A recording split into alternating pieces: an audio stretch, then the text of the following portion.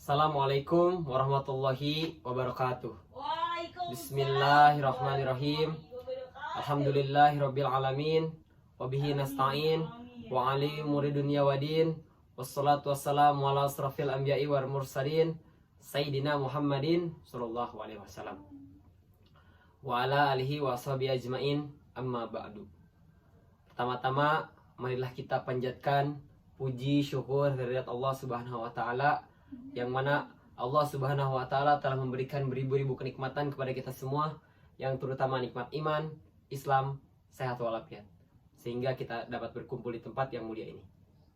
Salawat serta salam semoga selalu tercurah limpahkan kepada junjungan kita Nabi besar Muhammad sallallahu alaihi wasallam, kepada keluarganya, pada sahabatnya, dan sampailah kepada kita semua selaku umatnya.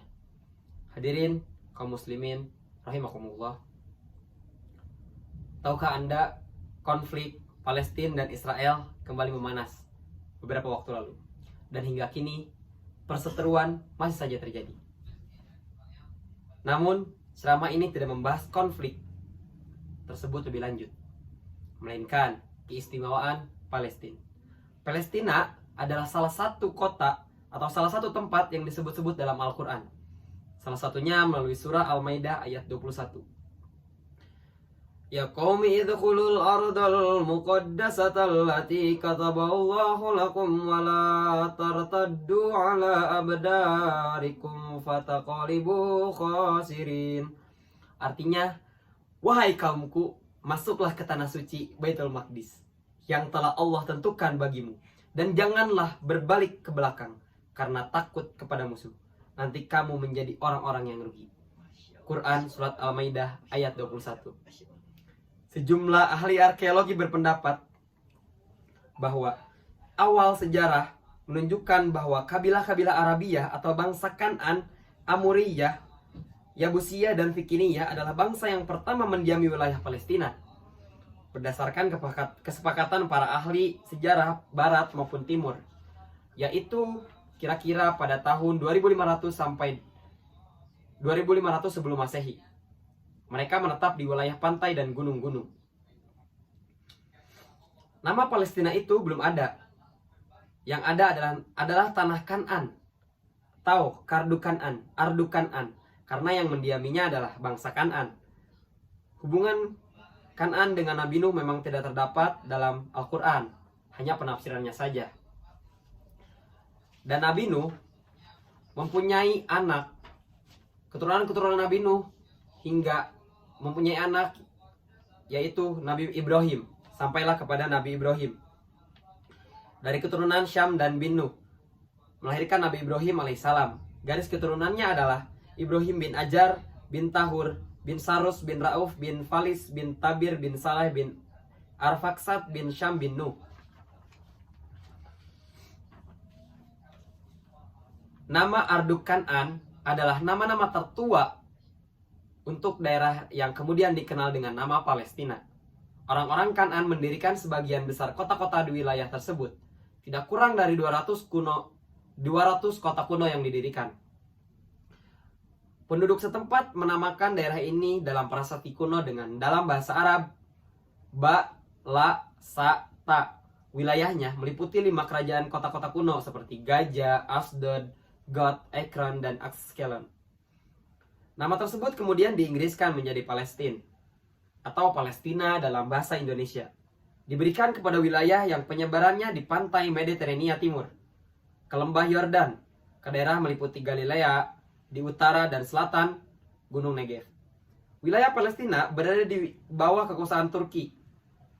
Setelah jatuhnya Kekaisaran Ottoman dalam Perang Dunia I, nama Palestina dihidupkan kembali dan diaplikasikan di bawah mandat Inggris untuk Palestina. Jadi sejak adanya tanah Palestina dari Ardu Kan'an adalah milik orang-orang Arab asli dan pendatang dari Yunani yang kemudian menetap di wilayah tersebut. Wilayah tersebut juga erat kaitannya dengan diturunkannya para nabi utusan Allah seperti Nabi Nuh, Nabi Ibrahim yang membawa risalah tauhid. Hadirin rahimakumullah, Islam pertama kali diperkenalkan di wilayah Palestina selama awal penaklukan Islam pada abad ke-7. Ketika tentara dari Jazirah Arab di bawah kekhalifahan Hashidin menaklukkan wilayah yang sebelumnya berada di kendali Bizantium. Palestina ini mulai berada di bawah pengaruh Islam ketika ditaklukkan oleh Khalifah Umar bin Khattab. Umar menunjukkan toleransi yang sangat besar kepada penduduk di daerah tanpa membeda-bedakan agama. Islam menjadi agama mayoritas di Palestina pada abad ke-9 ketika bahasa Arab menjadi bahasa utama. Pada dinasti Umayyah dan Abbasiyah, kedamaian dan ketertiban terus terjaga di Palestina. Umat Islam juga tidak pernah memaksakan umat lain untuk memeluk agama Islam. Di samping itu, Palestina secara mengadopsi kebudayaan Arab dari segi bahasanya misalnya. Sebelum kedatangan Islam, bahasa Aramiah digunakan secara luas di Palestina. Namun, setelah kedatangan Islam, setelah dikuasai Islam, bahasa yang digunakan pun berganti menjadi bahasa Arab hingga saat ini. Dan kota Yerusalem adalah satu dari 3 kota suci dalam Islam setelah Mekah dan Madinah di Arab Saudi. Haram Al-Sharif Kompleks Al-Haram di Yerusalem dipercaya oleh Muslim sebagai lokasi dari di mana Nabi Muhammad naik menuju jannah atau surga. Keyakinan Islam yang diterima secara luas ini memunculkan kepentingan religius dan spiritual dari Kubah Syakra dan Masjidil Aqsa yang berdekatan. Hadirin rahimakumullah, adanya penyebutan Palestina dalam Al-Quran disebabkan tempat tersebut mengandung banyak sejarah dan bukti perkembangan peradaban Islam. Di sisi lain, kenyataan ini juga menjadi sebab kaum muslimin menuduh kemerdekaan Palestina.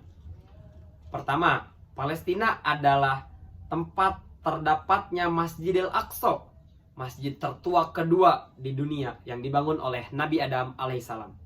Selain itu, Masjidil Aqsa pernah menjadi kiblat saat kaum muslimin selama 17 bulan setelah Rasulullah SAW berhijrah dari Mekah ke Madinah. Yang kedua, kota Baitul Maqdis di Palestina merupakan titik awal dan akhir perjalanan Mi'raj Rasulullah. Mi'raj menjadi salah satu mukjizat terbesar yang diberikan Allah Subhanahu wa taala kepada Nabi Muhammad SAW. Peristiwa Isra dan Mi'raj diantaranya dikisahkan dalam surah Al-Isra ayat 1. Subhanalladzi isra bi 'abdihi lailan minal masjidil harami ilal masjidil aqsa alladzi barakna haulahu linuriyahu min ayatina innahu huwas samiul basir. Maha suci Allah yang telah memperjalankan hambanya Nabi Muhammad pada malam hari dari Masjidil Haram ke Masjidil Aqsa yang telah kami berkahi sekelilingnya, agar kami perlihatkan kepadanya sebagai tanda-tanda kebesaranmu. Kami sesungguhnya Dia maha mendengar dan lagi maha melihat. Ketiga, Palestina adalah kawasan berdakwah sekaligus tempat tinggal beberapa nabi dan rasul di masa silam. Selain beberapa contoh yang disebutkan tadi seperti Nabi Adam, Nabi Ibrahim, Nabi Nuh, Nabi Yakub dan lain-lain, masih banyak sejarah Islam yang pernah terjadi di Palestina. Oleh sebab itu, kaum muslim sebaiknya dapat membantu saudara-saudara seiman kita di Palestina yang tengah dilanda konflik, minimal melalui doa. Dalam suatu riwayat dijelaskan pada Rasulullah SAW juga pernah mendoakan darat Syam yang termasuk Palestina. Allahumma barik lana fi Syamina wa fi Yamanina. Ya Allah, berkahilah Syam dan Yaman. Hadirin rahimakumullah, Palestina sebagai tanah suci bagi 3 agama besar memiliki sejarah peradaban Islam yang sangat kaya. Dalam periode awal kekuasaan Islam di Palestina, kota-kota seperti Yerusalem, Ramallah, dan Hebron menjadi pusat-pusat penting, mencerminkan toleransi dan keberagaman dalam masyarakat. Dinasti Umayyah dan Abbasiyah membawa kemajuan signifikan dalam bidang ilmu pengetahuan, seni, dan arsitektur. Sejarah peradaban Islam di Palestina adalah cerita panjang, perjuangan, kejayaan, dan penderitaan. Meskipun terjadi konflik dan ketegangan saat ini, warisan intelektual dan budaya Islam tetap menjadi bagian integral dan identitas Palestina. Hadirin rahimakumullah, di masa modern ini Islam terus memainkan peran penting di Palestina. Selain aspek spiritual dan keagamaan, gerakan-gerakan Islam juga menjadi bagian integral dan dinamika politik sosial di wilayah tersebut. Masjidil Aqsa tetap menjadi pusat spiritual dan simbol kepentingan bagi umat Islam di seluruh dunia. Hadirin rahimakumullah, Palestina memiliki sejarah yang kaya dan kompleks, terutama dalam konteks peradaban Islam, di mana masa awal penaklukan Islam hingga zaman Kesultanan Utsmaniyah, tanah suci ini mencerminkan toleransi, keberagaman, dan kejayaan, meskipun mengalami tantangan seperti penjajahan salibis dan konflik modern. Warisan Islam tetap menjadi bagian hak tak terpisahkan dari identitas Palestina. Dalam masa-masa sulit, nilai-nilai keagamaan dan semangat perjuangan Islam terus bersinar, terutama melalui peran Masjidil Aqsa sebagai pusat spiritual. Demikianlah ceramah tentang Palestina yang dapat saya sampaikan. Semoga menambah pengetahuan saudara, terlebih lagi meningkatkan keimanan. Akhirul kalam, wassalamualaikum warahmatullahi wabarakatuh.